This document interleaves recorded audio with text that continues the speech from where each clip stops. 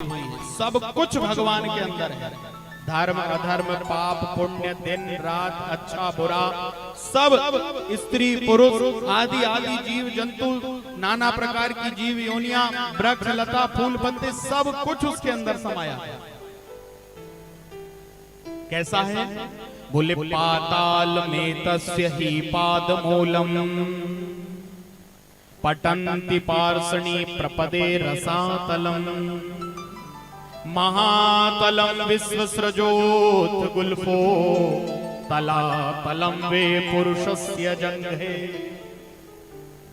वो विराट भगवान जो संपूर्ण सृष्टि में समाये हैं। कमर से नीचे 7 लोक हैं, अतल वितल सुतल तलातल महातल रसातल पाताल, और कमर के ऊपर 7 लोक हैं महाराज। भू भुवः स्वः महा तप जन और सत्य, ये ऊपर के 7 लोक हैं। दोनों हाथों से भगवान ने 10 दिशाओं को नाप लिया है। हाँ, कुछ भी भगवान से बाहर नहीं है, सब कुछ उसके अंदर समाया है। बोले ब्राह्मण क्षत्रिय वैश्य और शूद्र चारों वर्ण भगवान के शरीर ही हैं। भगवान के शरीर में उन चारों वर्णों के स्थान है जहां से वो प्रकट हुए। ब्राह्मणोस मुखमासीद बाहु राजन्यः कृतः उरु तदस जद्वेश्यः पद्भ्यां गुं शूद्रो अजायतः। मुख से ब्राह्मण, भुजाओं से क्षत्रिय, पेट से वैश्य और चरणों से महाराज शूद्र, चारों वर्ण भगवान के शरीर से ही निकले हैं, कोई अलग नहीं है। इस संपूर्ण सृष्टि की व्यवस्था को चलाने के लिए महाराज शास्त्रीय ढंग से एक व्यवस्था बनाई गई, जिसमें महाराज वर्णाश्रम व्यवस्था को बना करके कि अपने अपने वर्ण के अनुसार कर्म करके जीवात्मा आगे बढ़ेगा। परीक्षित वो परमात्मा जो जन्म देने वाला है ना, उसने जन्म से पहले सबके प्रबंध कर दिए हैं। किसी को चिंता करने की जरूरत नहीं है, बिल्कुल नहीं।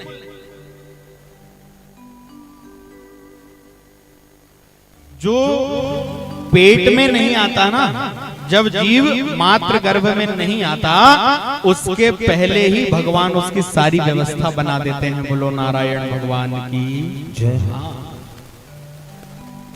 लोग महाराज अल्ट्रासाउंड कराकर ये पता कर लेते हैं कि गर्भ में पुत्र है या पुत्री है, हाँ, बेटा है या बेटी है। और बहुत ऐसे लोग हैं जिन्होंने महाराज गर्भ में बेटी है ऐसा जान करके और गर्भ में ही भ्रूण हत्या कर दी। उसी का परिणाम है कि आज महाराज चाहे जो समाज हो, आप देखो कि लड़कों को बहुएं नहीं मिल रही महाराज, ये स्थिति आ गई है समाज में। कैसे वो एक कैसे हो सकती वो माँ का हृदय, महाराज कहा गया वो माँ नहीं हो सकती कभी जो गर्भ में बच्चे को मारने के लिए तैयार हो जाए। अरे जो स्वयं भी कभी एक कन्या थी, कभी महाराज एक लड़की थी, एक बेटी थी, जो आज अपने गर्भ के अंदर बेटी को मारने के लिए तैयार हो गई, बोले वो माँ नहीं हो सकती महाराज, ये माँ का गुण नहीं है, ये तो पूतना का लक्षण है। पूतना बाल घातनी, पूतना बच्चों को मारने की विशेष योग्यता रखती है, और बोले जो गर्भ में बच्चे को मारने के लिए तैयार हो जाए वो माँ नहीं हो सकती, कभी नहीं हो सकती, क्योंकि ममता नहीं है उसके अंदर। वो माँ तो ममता की प्रतिमूर्ति होती।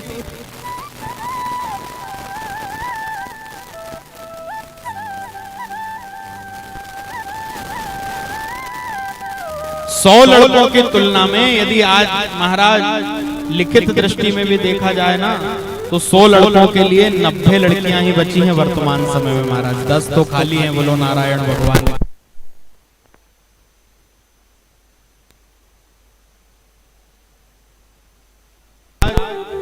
पुनः आपसे निवेदन करें कि आप कतई चिंता ना करें, बिल्कुल चिंता करने की आपको आवश्यकता नहीं। जो जन्म देने वाला है वो जन्म से पहले सारी व्यवस्थाएं कर लेता है। और बेटी का भाग्य तो किसी ने नहीं देखा महाराज, किसी ने नहीं देखा। एक गरीब पिता के यहाँ जन्म लेने वाली बेटी किसी करोड़पति घर की बहू हो जाती है।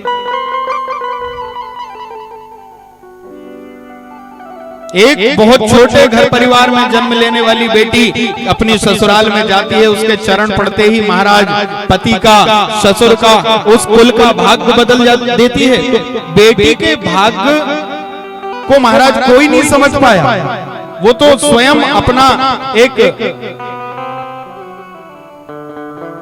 ऐसा भाग्य लेकर के आती है जिसमें पिता या पति को चिंता करने की आवश्यकता नहीं है। परमात्मा की एक विशिष्ट रचना है, वो अपने अंदर से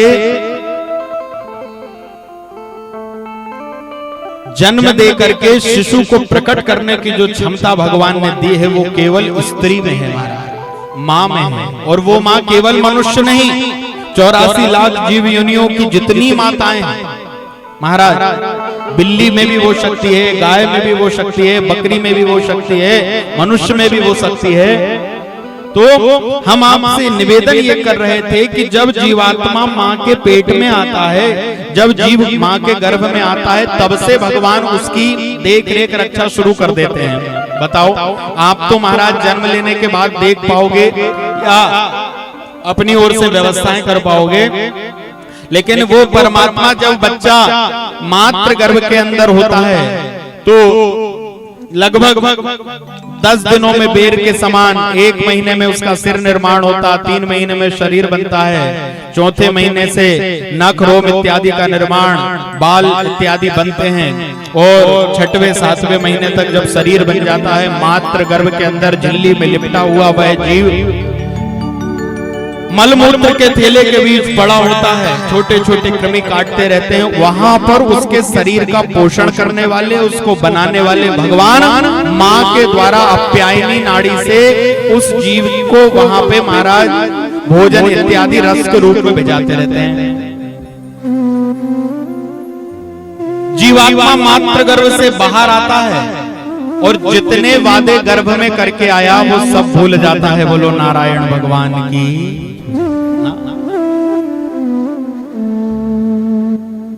जैसे ही मातृ गर्भ से बाहर आया तो भगवान की माया अति प्रचंड है, वो उसे पकड़ लेती है और सब भूल जाता है कि भगवान से कहा था मैं भजन करूंगा, मैं महाराज ईर्षा, निंदा, द्वेष